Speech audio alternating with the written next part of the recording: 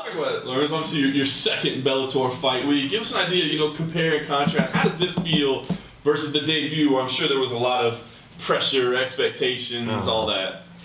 I think it's the same. You know, it's nothing's changed that much. But you know, I'm not fighting for a title this fight, and I don't know. Not too much has changed, other than, you know, a couple little things. Yeah. Talk about that debut, because people were expecting so much out of you, and obviously you came up short, didn't get the result you wanted. I think people were surprised just the way the fight played out. What lessons did you take? And when you think about that fight, I mean, how does that fight live in your memory? You know, I'm just one of those fighters that once when the fight's over, it's kind of over.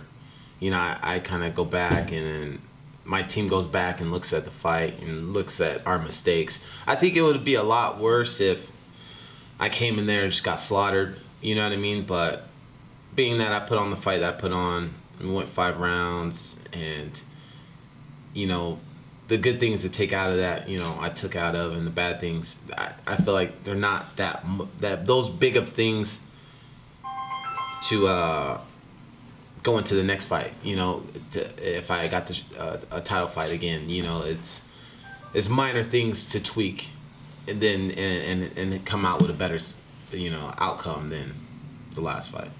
Surely, I know you would have liked the victory to be a champion right now, but I wonder, it's interesting because I feel like in some ways, because UFC guys coming in don't necessarily, it's not like everybody's undefeated coming over here and just cleaning up shop. Yeah. I wonder if it shows people, you know, hey, listen, the competition that's here is maybe better than you're giving it credit for. I mean, do you feel like maybe that's the reality of what's happening here? Well, you know, the thing of it is, you go back a couple years, and when they said Strikeforce was no, like, the B League and all this other stuff, and these guys can't compete with the top guys of the UFC and blah blah blah, and then fast forward, Lawler's the champion, Woodley's the champion, Rockhold was the champion, DC's a you know what I mean? It's like, these are things that I pay no attention to. You know, I know where the talent is, and Bellator has top talent. You know what I mean? And especially in this welterweight division. So, you know, for the more knowledgeable fans, they know what's going on, you know, and they know the talent pool that Bellator has, and Bellator knows it, and that's why they're putting on these types of fights that are exciting. And this looks like it's going to be exciting. I mean, Paul Daley, I don't see how the you two guys getting in the cage doesn't end up being fireworks. When this was the name that was thrown out there, what was your immediate feeling? You know, that it was going to be an exciting fight, and, you know, I'm one of those fighters that's always game. You know, you don't have to think about if I'm going to say no or not. You know, it was just a yes right off the bat. And, you know, now we're here. It looks like it's going to be fireworks. And I was kind of surprised, though. It seems like he's kind of irked you a little bit. He's kind of gotten under your skin. What is it about the guy that got to you? Because I didn't think this was a grudge match. I thought it was just a great fight. You know, it's not so much under my skin. It's just, I just don't tolerate the fake shit. You know what I mean? And he's just one of those guys. I don't know if that's him, or he has one of his, like, that Connorism in him, that he thinks that, oh, you know, I talk a little this and I sell the fight, and I'm just like, guys try so hard, you know what I mean? And you can tell when it's natural, and you can tell when fighters are just trying to do something to create a buzz around them, you know what I mean? And that's all it is, you know. This really stemmed from, Coker hit me up the day before, and I'm giving you an exclusive right here, you know what I mean? Because me and Junkie go way back. So this happened because Coker hit me up and asked me what I thought about the fight. I said, hell yeah, I'm down, and you can quote me on this because this is the truth. So he hit me up. I said, I'm down. Let me just check up at the let me do a checkup at the doctor, and let me see if I'm good. He said, I'll give you till Friday, no problem. And I was like, oh, I'll probably let you know in the next couple of days. He was like, all right, cool. I'll hit him up. I'll hit up his camp and see what's going on. So Tuesday, which is 4th of July, I wake up to my phone going off. Boop, boop, boop, boop, boop. We're waiting on you, Larkin, to sign the contract. Don't be scared or some shit like that. You know what I mean? So I'm like scared. You know what I mean? Like, first of all, I make weight every fight, right? Then these are facts. You can quote me on this. Facts. I make weight every fight. I don't turn down no fights. Every fight that's ever been presented to me, I fought. Win or lose, doesn't matter. Never made excuse about it either, of how this guy shouldn't have tried to take me down, and this and this and this in MMA, right?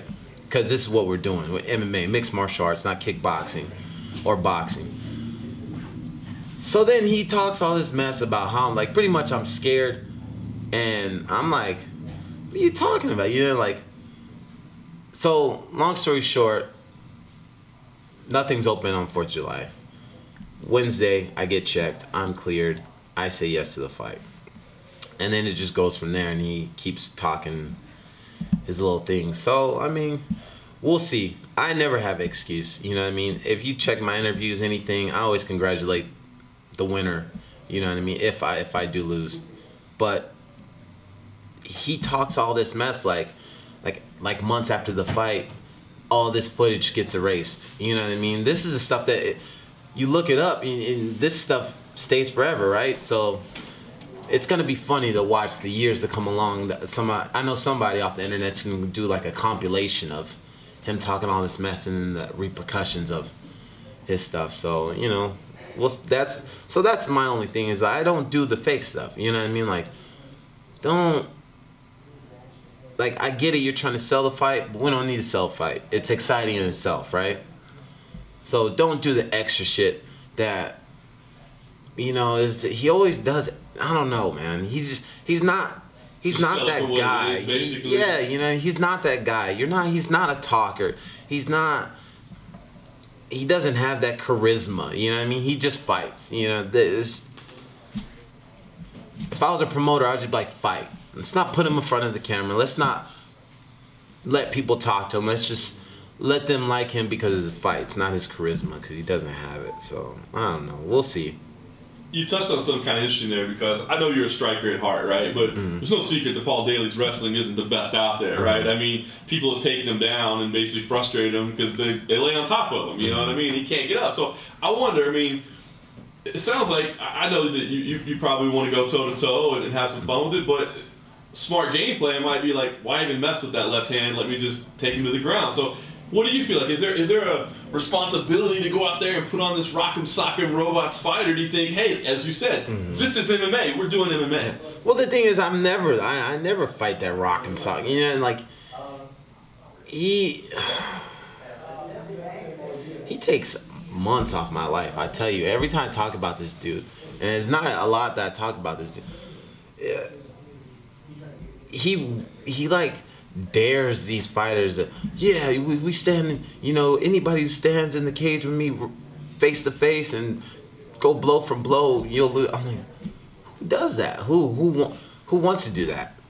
I want to keep talking the way I'm talking right now. I don't want to just shorten my, you know what I mean? Like, I'm just gonna pick him apart, period. And I'm gonna make sure he knows why he doesn't fight the caliber of guy I am, the lower class guys. And you know, I'm gonna prove it Saturday. And I'm not worried about his left hook or whatever he got.